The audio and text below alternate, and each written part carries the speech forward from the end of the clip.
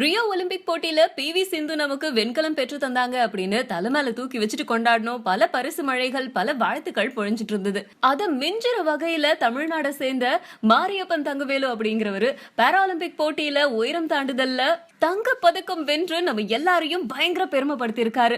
அவரை பார்க்கும்போது நம்ம ஃப்ரெண்டு, பக்கத்து வீட்டு பையன் அந்த மாதிரி தான் ஒரு ஃபீல் வருது. அதனால சாதாரண ஆட்கள்ல இருந்து பிரதமர் மோடி வரைக்கும் தொடர்ந்து பாராட்டுகள் மழைய பொழிஞ்சுக்கிட்டே இருக்காங்க மாரியப்பன் தங்கவேலுக்கு. பாராட்டு மட்டும் இல்லாம பரிசு மழையும் குவிஞ்சுக்கிட்டே தான் இருக்கு. மாரியப்பனுக்கு மத்திய அரசு சார்பில் 75 லட்சமும், தமிழ்நாடு அரசு சார்பில் 2 கோடியும் பரிசு அறிவிச்சிருந்தாங்க. அது கூடவே இப்போ நடிகரும் எம்எல்ஏவுமான நடிகர் கருணாஸ் தங்கம் வென்ற மாரியப்பனுக்கு 50,000 பரிசு தர்றதாவும் சொல்லியிருக்காரு.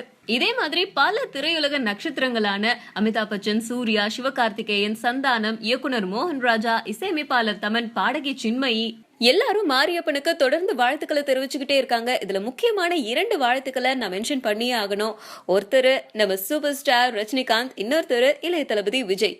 சூப்பர் ஸ்டார் ரஜினிகாந்த் அவருடைய வலைத்தளத்துல பாராலிம்பிக் போட்டியில பதக்கங்களை வென்ற மாரியப்பன் தங்கவேலுக்கும் வருணுக்கும் என்னுடைய வாழ்த்துக்கள் அப்படின்னு பதிவிட்டு இருக்காரு.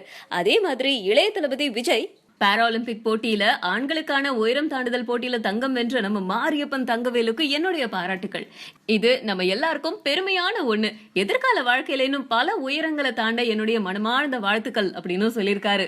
சினிமா துறையினர் மட்டும் இல்லாம இன்னும் பல துறையை சார்ந்தவங்களும் மாரியப்பனுக்கு வாழ்த்துக்களை தெரிவிச்சிட்டு இருக்காங்க.